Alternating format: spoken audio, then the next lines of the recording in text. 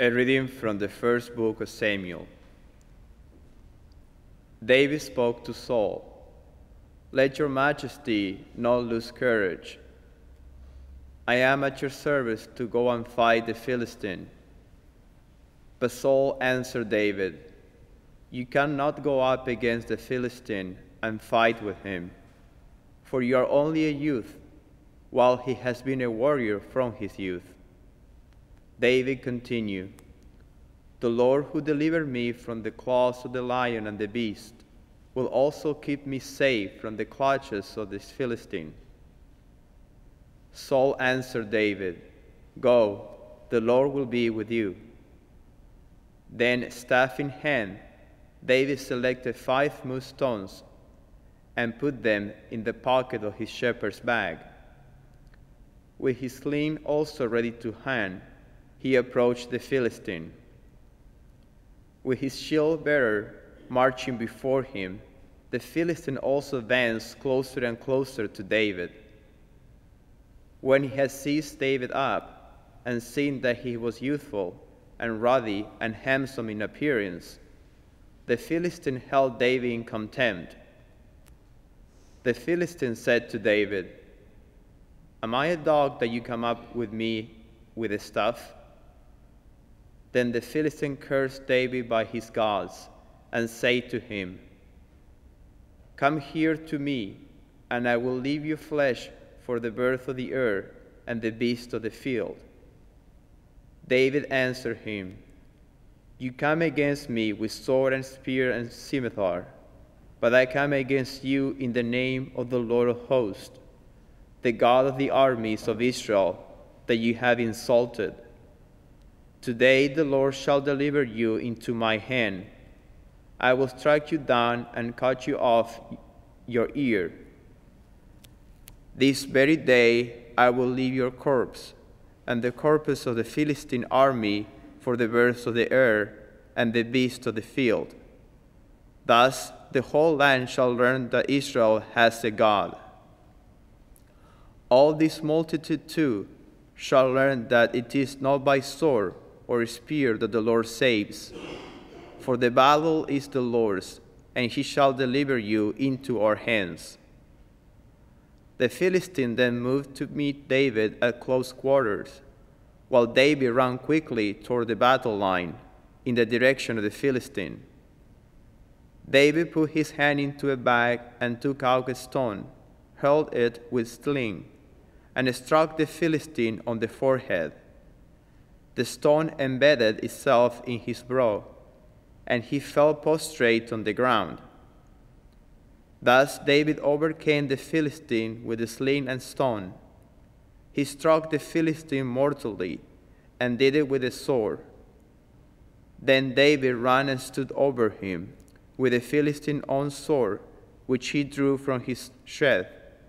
He dispatched him and cut off his head.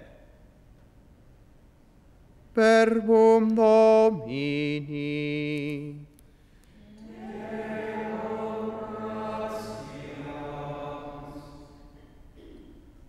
Blessed be the Lord my rock.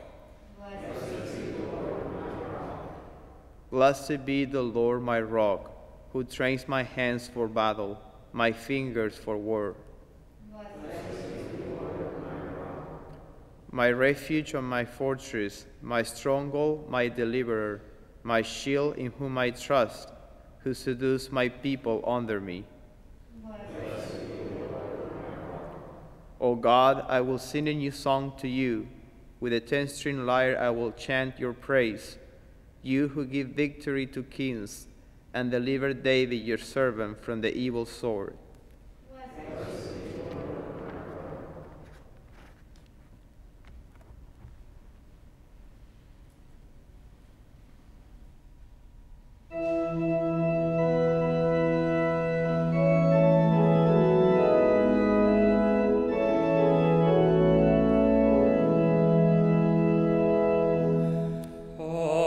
Alleluia, alleluia.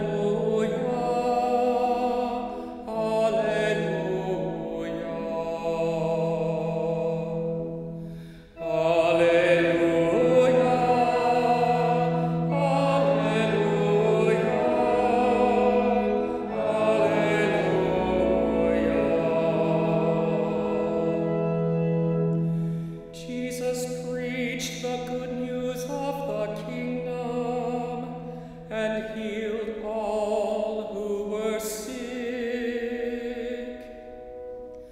Alleluia, alleluia, alleluia.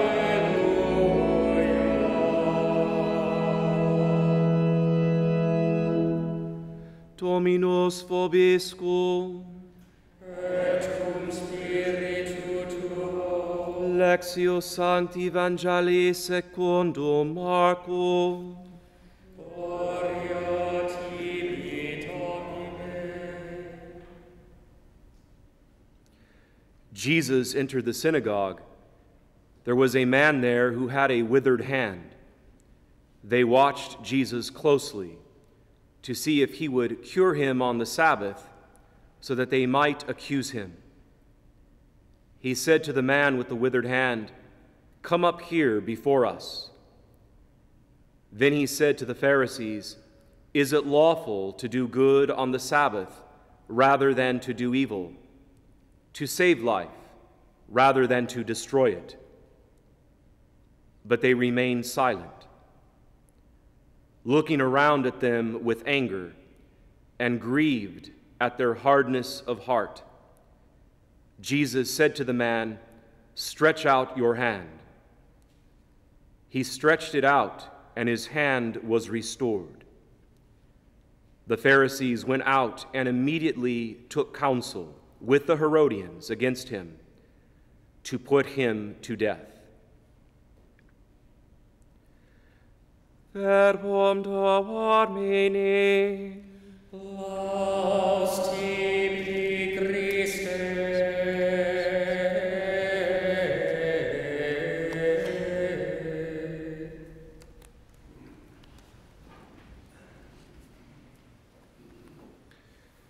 Today's gospel presents us with a very tension-filled scene, if you will. That is the curing of the man with a withered hand. We could say, my dear friends, that there's a lot of drama here. It's a drama-packed gospel scene. One of those that might even win an Academy Award if it's put to film and done correctly, just as the Scriptures present it to us, huh? The scene takes place in the Jewish synagogue, specifically on the Sabbath. There's a lot of detail in this very short gospel.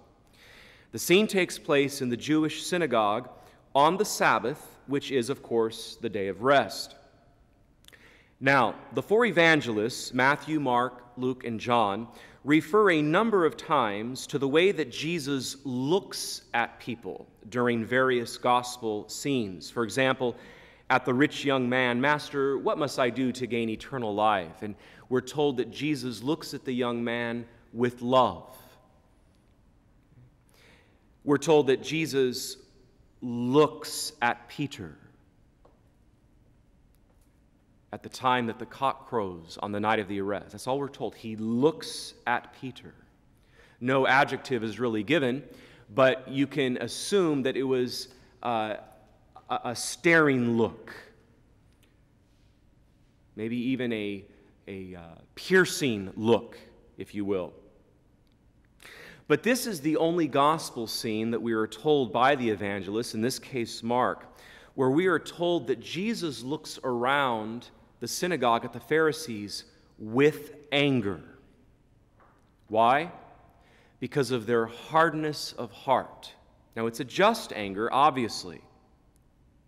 Again, this is the only time in today's gospel where Jesus shows anger, and we could even say indignation, provoked by the hypocrisy of the Pharisees who do not want him to cure on the Sabbath.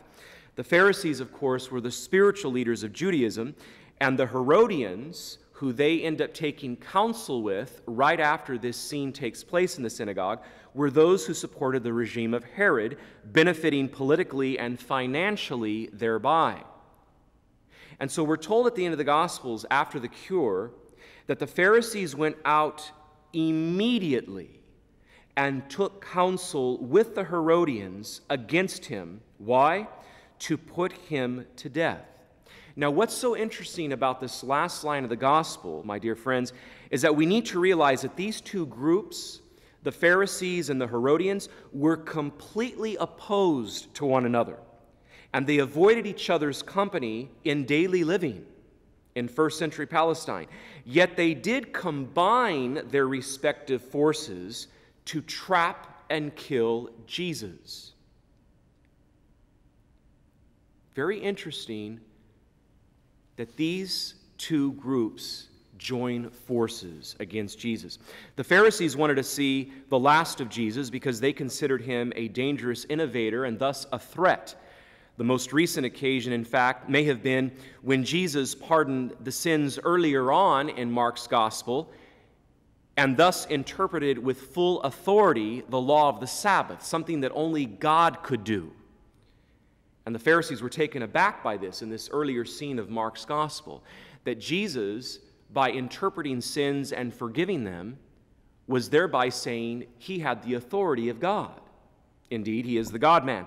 The Pharisees also want to get rid of Jesus because they consider that he lowered their own prestige, in the eyes of the people by the way he cured the man with the withered hand in the synagogue, the place of God's authority, the actual church house, if you will, where God's authority is wrought in word and in chant and song. It's very important that Jesus cures the man literally in the God house, if you will, the place of worship, thereby again showing his authority, curing as God would cure, forgiving sins verbally, thus interpreting the forgiveness of sins verbally in an earlier scene, showing again his authority. The Pharisees are very much taken aback by this. And he does it when? On God's day of rest. Another aspect showing his authority. So all these things the Pharisees don't like. It's lowering their own prestige. The Herodians, on their part, despise the supernatural character of Christ's message, since they looked forward to only a purely political and temporal Messiah to have to deal with. So we take from today's gospel then that in a very real sense, things really haven't changed that much at the beginning of this third millennium.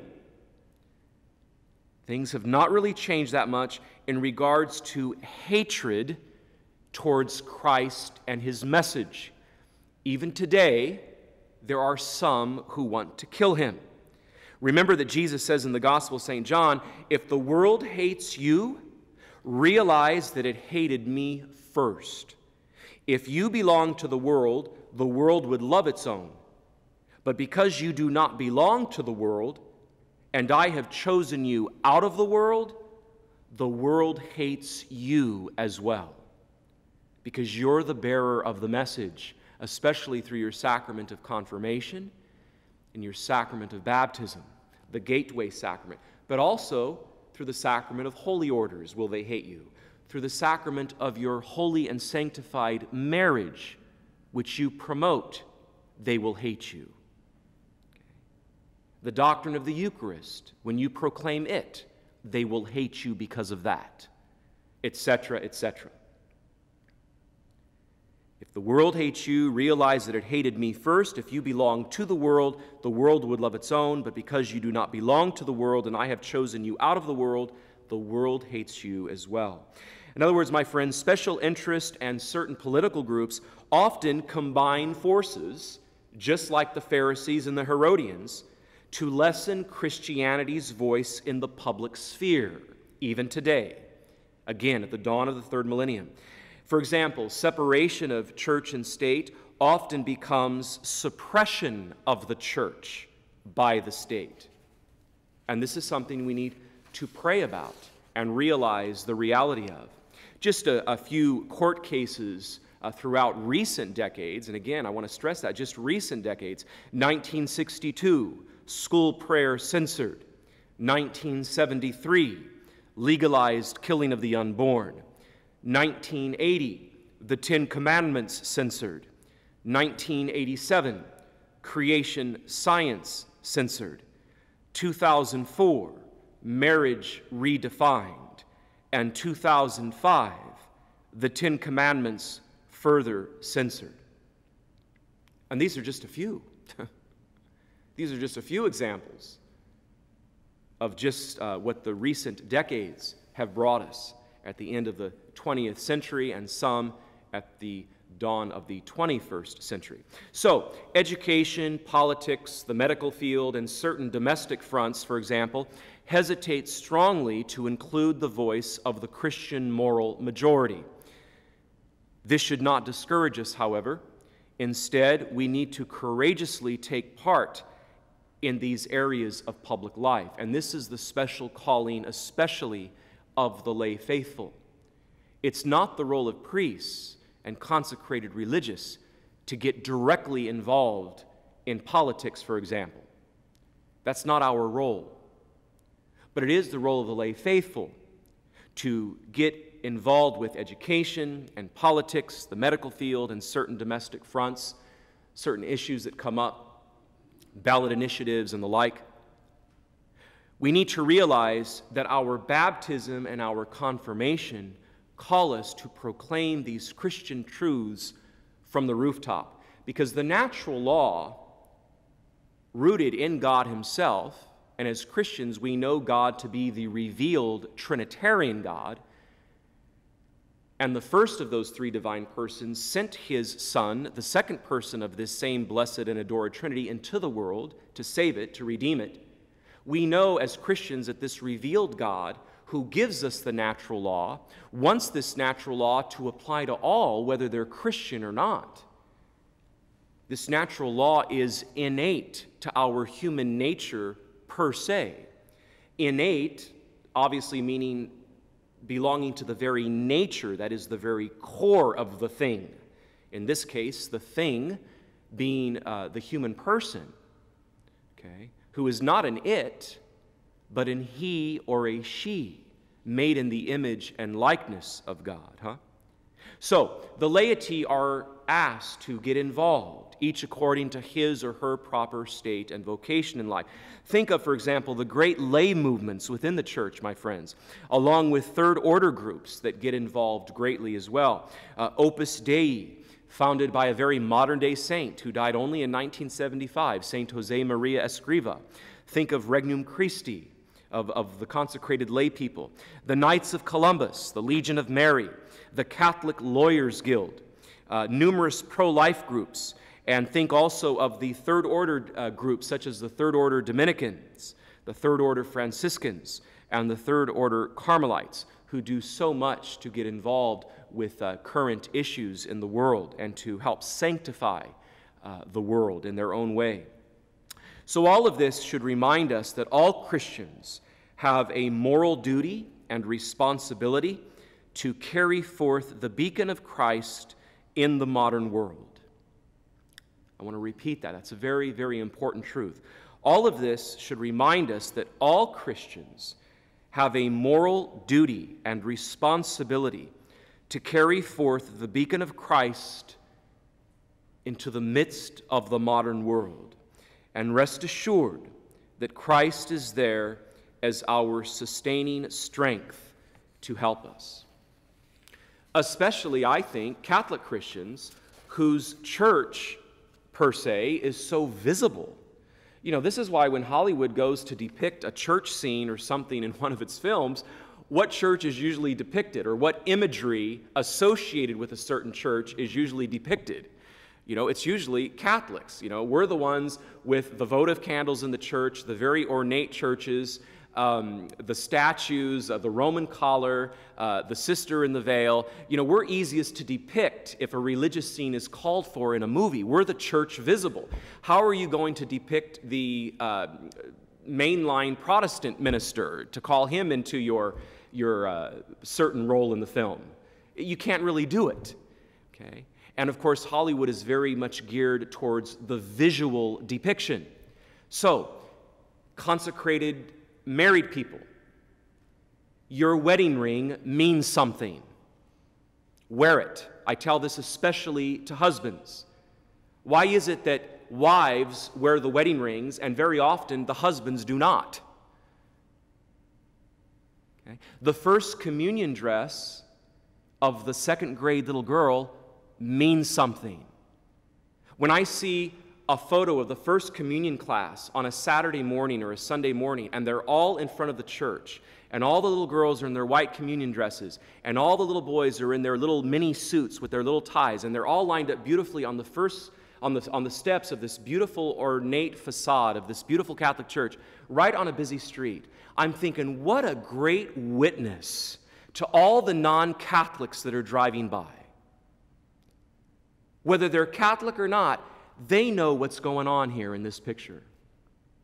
Priests, wear your collar.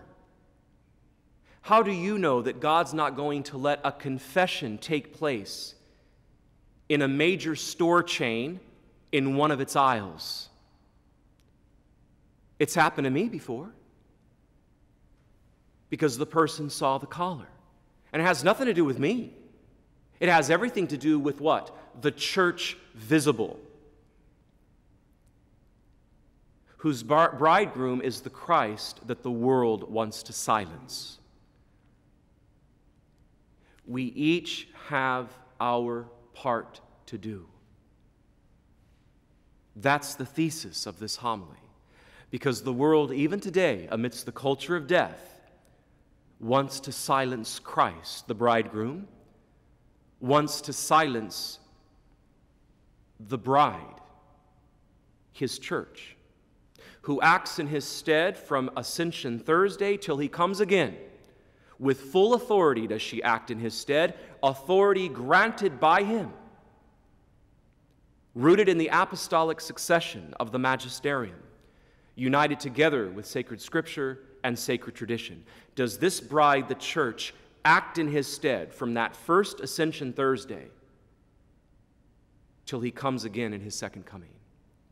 And we are not only members of this bride, we are faithful adherents of the bride. What a gift we have in our one holy Catholic and apostolic faith. God bless you.